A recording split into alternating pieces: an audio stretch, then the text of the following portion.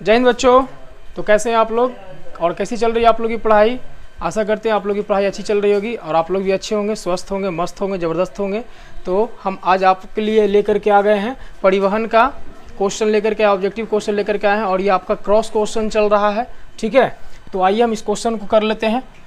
First number question आपका है, चालनी नलिकाएँ पाई जाती है। चालनी नलिकाएँ पाई जाती है, किस में पाई जाती है? ए आपका कहता है जंतुओं में, बी है आपका जाइलम में, सी है फ्लोएम में एंड डी है एक कोशिकीय पौधों में। तो आपका राइट आंसर हो जाएगा सी, फ्लोएम में। नेक्स्ट क्वेश्चन चलते, दूसरा नंबर क्वेश्चन है आपका, आरबीसी की जीवन अवधि होती है।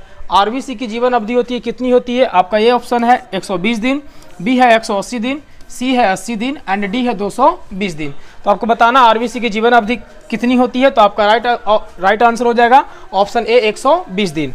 नेक्स्ट क्वेश्चन चलते हैं, निम्नलिखित में कौन सा संवहन ऊतक है? निम्नलिखित में कौन सा संवहन ऊतक है? आपका ऑप्शन है एपिडर्मिस, बी में आपका है फ्लोएम, सी है आपका जाइलम एंड डी है आपका बी एवं सी दोनों।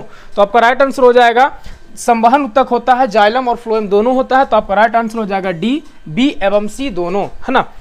नेक्स्ट क्वेश्चन चलते हैं, क्वेश्चन नंबर 4, रक्त क्या है? रक्त क्या है? ऑप्शन ए है आपका ऊतक है, बी है कोशिका, सी पदार्थ एंड डी इनमें से कोई नहीं। तो आपका राइट आंसर हो जाएगा रक्त एक ऊतक है, तरल संयोजी ऊतक। नेक्स्ट क्वेश्चन चलते हैं, आप लोग कमेंट में जवाब देते रहेंगे क्योंकि ये क्वेश्चन आप लोगों को करवा दिया गया पहले से। क्वेश्चन आपका है, मानव हृदय घिरा हुआ है। मानव हृदय किस चीज से घिरा हुआ है? आपका ए ऑप्शन है पेरिकार्डियम से, बी आपका है जाइलम से, सी है आपका फ्लोएम से एंड डी है प्लाज्मा से। तो आपका राइट आंसर क्या हो जाएगा? पेरिकार्डियम से। आपका मानव हृदय जो घिरा हुआ है वो पेरिकार्डियम से घिरा हुआ है।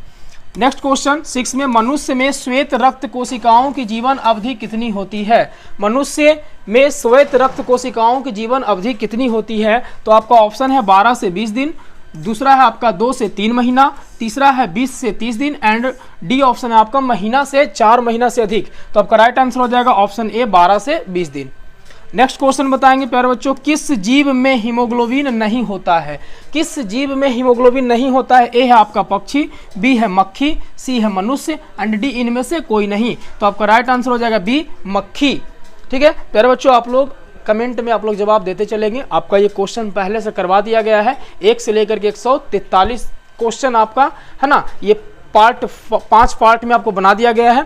फिर से अब इस क्वेश्चन को क्रॉस क्वेश्चन करवा रहे हैं, पार्ट बाई पार्ट करवा रहे हैं, ठीक है, ताकि आप लोग को बेहतर ढंग से आपको याद हो जाए। नेक्स्ट क्वेश्चन है, क्वेश्चन नंबर 8 है, हीमोग्लोबिन की कमी से कौन सा रोग होता है? हीमोग्लोबिन की कमी से कौन सा रोग होता है? आपका ऑप्शन है ए मधुमेह, बी है पीलिया, सी है एनीमिया एंड डी है डायरिया। तो आपका राइट आंसर हो जाएगा हीमोग्लोबिन की कमी से कौन सा रोग होता है? तो एनीमिया रोग होता है। नेक्स्ट क्वेश्चन, ऑक्सीजन का वाहक कौन है? ऑक्सीजन का वाहक कौन है? आपका ऑप्शन है WBC, बी है आपका लसिका, सी है RBC एंड डी है इनमें से कोई नहीं। तो आपका राइट आंसर हो जाएगा RBC, रेड ब्लड कार्पुसल्स। ठीक है, नेक्स्ट क्वेश्चन चलते हैं,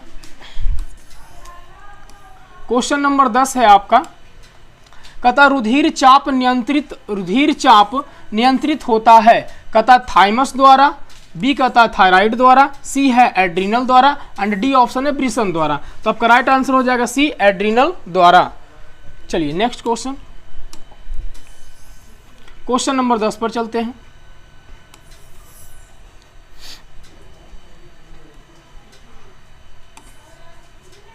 क्वेश्चन नंबर 10 कहता है,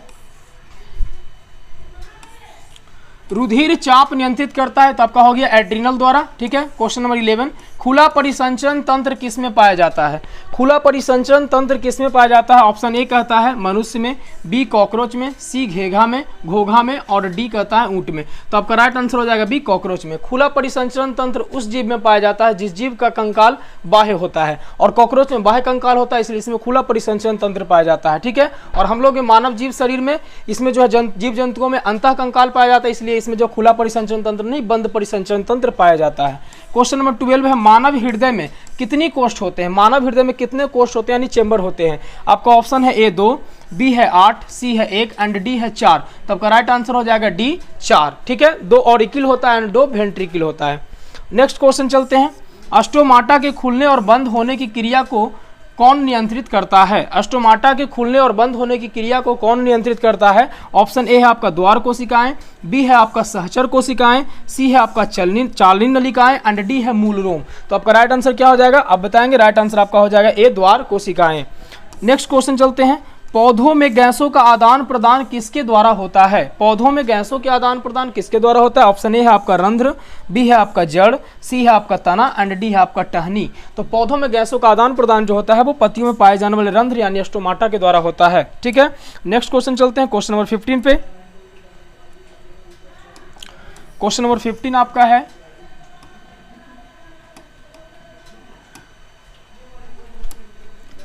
क्वेश्चन नंबर 15 कहता है कि निम्न में सबसे तेज धड़कन किसका होता है? निम्न में सबसे तेज धड़कन किसका होता है? ए कहता है व्हेल का, बी चूहा का, सी हाथी का एंड डी आदमी का। तो आपका राइट आंसर हो जाएगा बी, चूहा का। ठीक है, next question.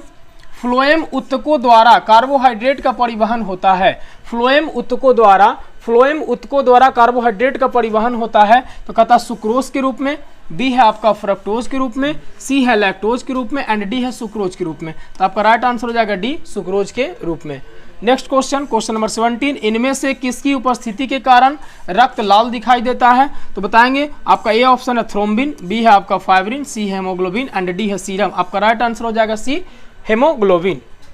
Next question number 18 है, हमारा शरीर किस पीएच परास के बीच कार्य करता है? हमारा शरीर किस पीएच परास के बीच कार्य करता है? ये क्वेश्चन आपका नया क्वेश्चन है। इसमें आपका ए ऑप्शन है 4.0 से 4.8, बी ऑप्शन है 5.0 से 5.8, सी ऑप्शन है आपका 6.0 से 6.8 एंड डी ऑप्शन है 7.0 से 7.8। तो आपका राइट आंसर हो जाएगा डी, 7.80 से 7.8, 7.0 से 7.8। नेक्स्ट क्वेश्चन, क्वेश्चन नंबर 19 है, रुधिर का कौन सा अवयव रक्तस्राव को रोकने में मदद करता है? रुधिर का कौन सा अवयव रक्तस्राव को रोकने में मदद करता है? तो आपका ए ऑप्शन है लसिका, बी है प्लाज्मा, सी है प्लेटलेट्स एंड डी इनमें से कोई नहीं। तो आपका राइट आंसर हो जाएगा ऑप्शन सी, प्लेटलेट्स। ठीक है, नेक्स्ट क्वेश्चन चलते हैं।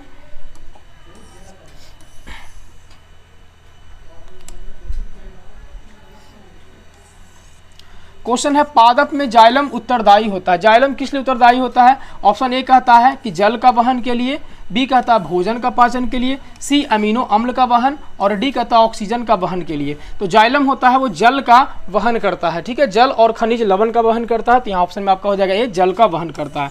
क्वेश्चन नंबर 28 कहता है, पत्तियों में गैसों का आदान प्रदान कहाँ होता है? ऑप्शन ए है आपका सीरा में, बी है रंध्र, डी है आपका मध्य सीरा, सी है आपका मध्य सिरा एंड डी इनमें से कोई नहीं। तो पत्तियों में गैसों का आदान प्रदान जो होता है वो किसके द्वारा होता है? तो रंध्र के द्वारा होता है।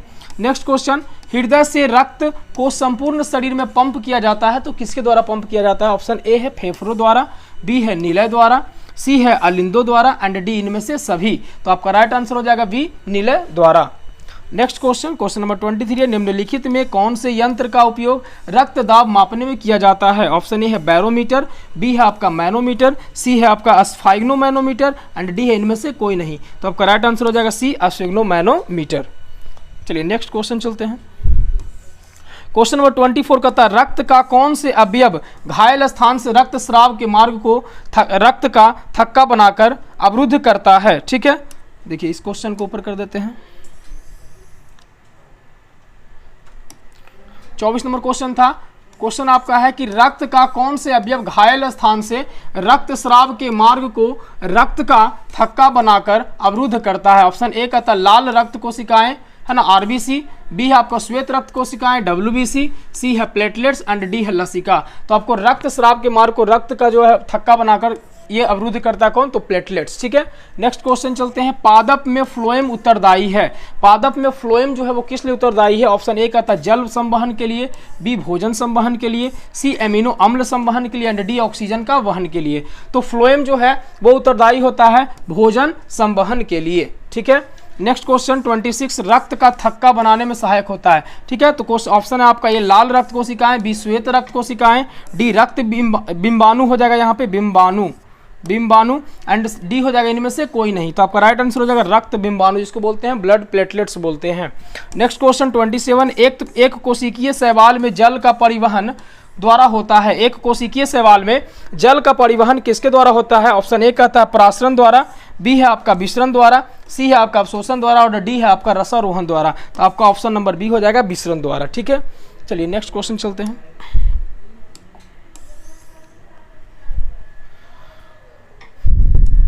क्वेश्चन नंबर 27 आपका कहता है मानव हृदय का औसत प्रकुंचन दाब लगभग कितना होता है। तो मानव शरीर का औसत प्रकुंचन दाब जो होता है वो आपका कितना होता है, वो आपका ऑप्शन ए कहता है 120 mmHg, बी ऑप्शन आपका 150 mmHg, और सी है आपका 90 mmHg एंड डी है आपका इनमें से कोई नहीं। तो आपका राइट आंसर हो जाएगा 120 mmHg, है ना। प्रकुंचन जो होता है वो आपका प्रकुंचन ये आपका होता है 120 mmHg, ठीक है। प्रकुंचन जो होता है आपका 120 mmHg, और एक अनुशीतलन होता है, अनुशीतलन तो अनुशीतलन जो आपका होता है वो होता है 80 mmHg, 80 mmHg, ठीक है। तो ये आपका याद रखेंगे, आ से अनुशीतलन और आ से 80, इसमें कंफ्यूजन नहीं होंगे, ठीक है। और प्रकुंचन का हो जाएगा 120 mmHg। नेक्स्ट क्वेश्चन है 29 है, पौधों में बाष्पोत्सर्जन किस भाग में होता है। पौधों में बाष्पोत्सर्जन किस भाग में होता है। ऑप्शन ए कहता है जड़ में होता है, बी तना में होता है, सी पत्ता में होता है, डी फूल में होता है। तो बाष्पोत्सर्जन किस भाग में होता है, तो सी पत्ते वाला भाग में होता है, ठीक है। नेक्स्ट क्वेश्चन आपका 30 है, गार्ड कोशिका की कौन सी भित्ति मोटी होती है। गार्ड कोशिका की कौन सी भित्ति मोटी होती है। ऑप्शन ए आपका भीतरी, बी है आपका बाहरी, सी है आपका पार्श्व एंड डी इनमें से सभी। तो इस क्वेश्चन को आपको पता है क्या करना है, ये लास्ट क्वेश्चन आपका है और ये आपका होमवर्क आपको कमेंट में करके बताना है, क्योंकि इस क्वेश्चन को हम पहले से करवा चुके हैं पहले पार्ट में। ये आपको क्रॉस क्वेश्चन चल रहा है, आपका तैयारी बेहतर हो, मजबूत हो, इसलिए आपको क्रॉस क्वेश्चन भी करवा दिया, ठीक है। तो इस क्वेश्चन को आपको जवाब देकर के बताना है कि गार्ड कोशिका की कौन सी भित्ति मोटी होती है। ए ऑप्शन है भीतरी, बी है बाहरी, सी है पार्श्व एंड डी इनमें से सभी, ठीक है। तो अगर आपको वीडियो अच्छा लगा हो तो आपको पता है कि अपने दोस्तों के साथ शेयर करना है। जय हिंद, मिलते हैं नेक्स्ट वीडियो में।